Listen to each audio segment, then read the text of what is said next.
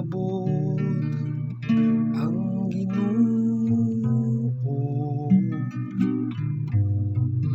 aron paghukom sa yuta.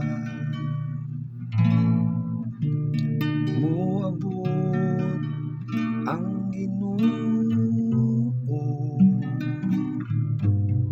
aron paghukom sa yuta.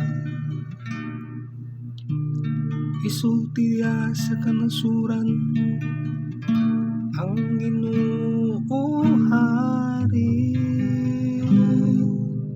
gihimo niyang kalibutan nga malig-on aron dili gayud matarong. Nagadumala siya sa iyang lungsod uban sa kaangayan. Moabot ang Ginoo aron paghukom sa yuta.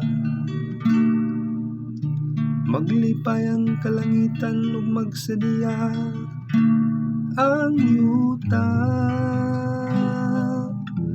Mulanog ang dagat ug ang kapuno niini, magsadyang kapatagan ug ang tanan nga naa kanila.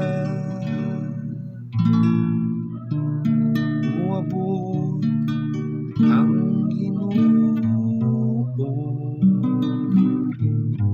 aron paghukom sa yuta.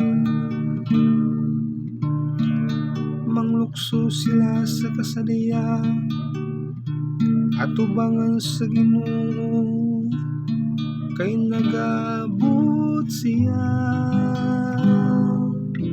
Nagabot siya maghari sa yuta.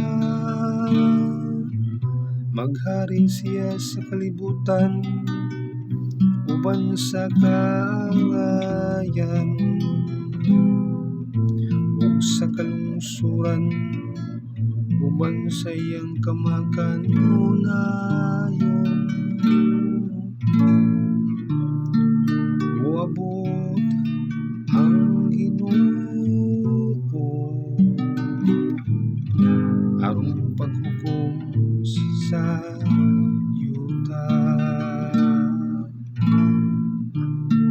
Moabot ang Ginoo aron paghukom sa yuta.